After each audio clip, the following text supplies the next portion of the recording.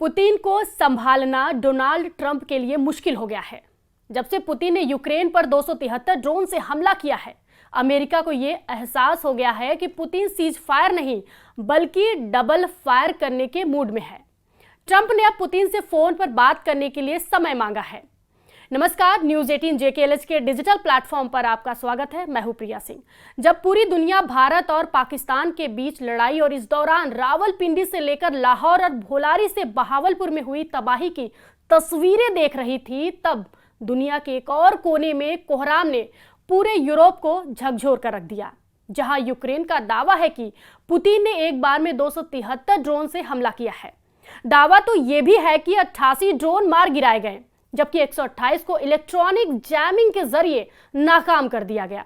यानी 216 drone Ukraine के air defence के आगे फेल हो गए। लेकिन इसका मतलब यह भी है कि रूस के 57 ड्रोन यूक्रेन पर ताबड़तोड़ बरसे।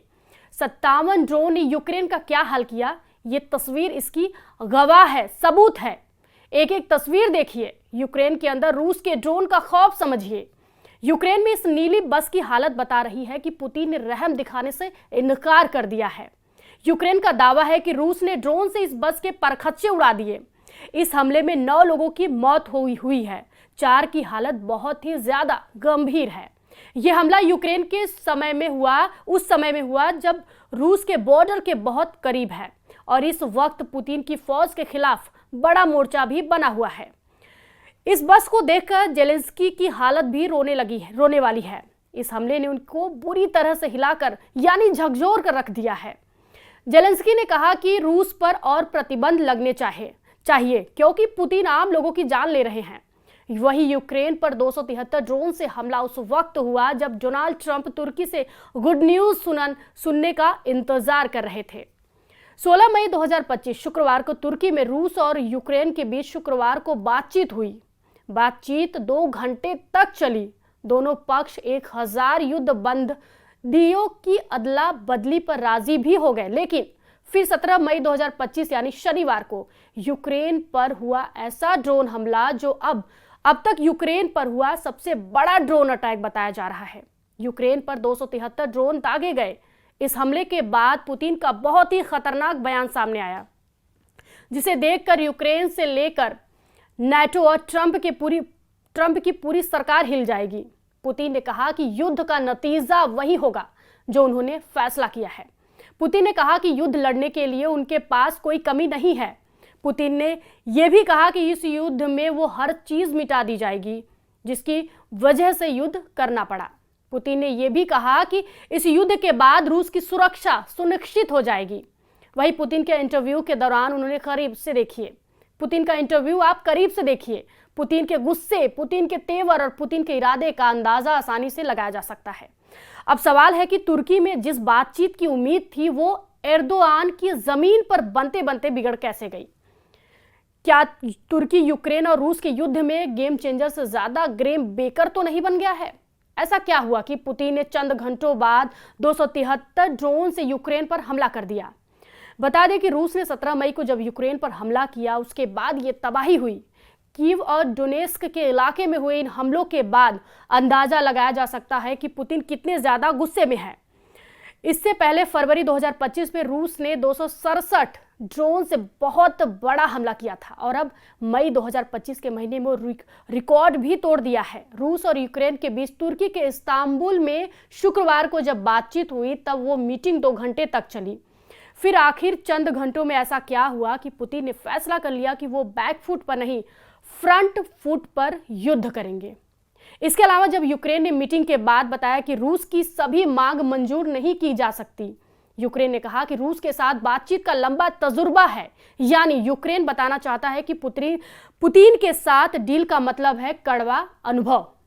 डोनेस्क में यूक्रेन के एक मिलिट्री अड्डे से ये रिपोर्ट देखिए। यहाँ एक फार्म हाउस में यूक्रेन के एयर डिफेंस ऑपरेट करने वाली यूनिट रहती है। रूस से जब भी ड्रोन आते हैं तो वो डोनेस्क के इलाकों के ऊपर से भी निकलते हैं और यहाँ भी टारगेट करते हैं।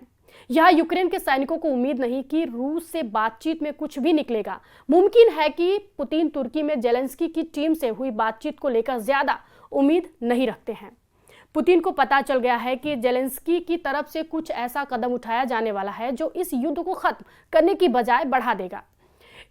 इसकी एक बड़ी वजह यूरोप के देश भी हैं जो लगातार जेलेंस्की के साथ खड़े होने की बात करते हैं, जबकि अमेरिका के राष्ट्रपति डोनाल्ड ट्रंप ने कहा है कि वो युद्ध को खत्म होते हुए देखना चाहते हैं। इसके अलावा डोनाल्ड ट्रंप ने कहा कि वो पुतिन से फोन पर बात करेंगे, साथ में जेलेंस्की और नाटो देशों से भी बात करेंगे।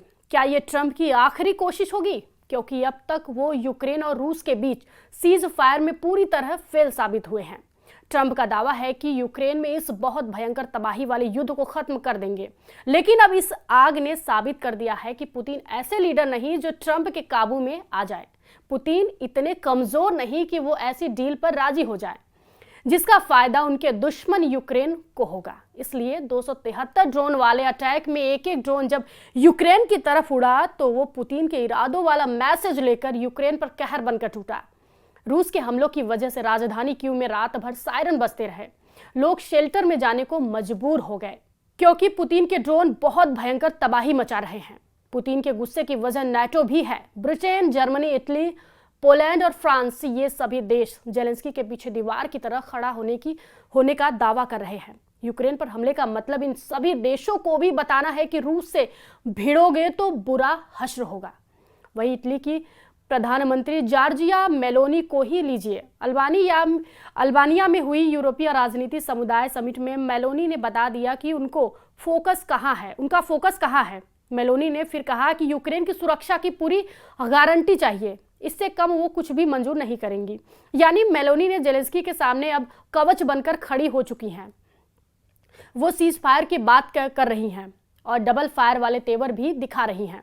अब फ्रंट पर लड़ रही यूक्रेन की फौज क्या सोचती है, उसकी ग्राउंड रिपोर्ट देख लीजिए।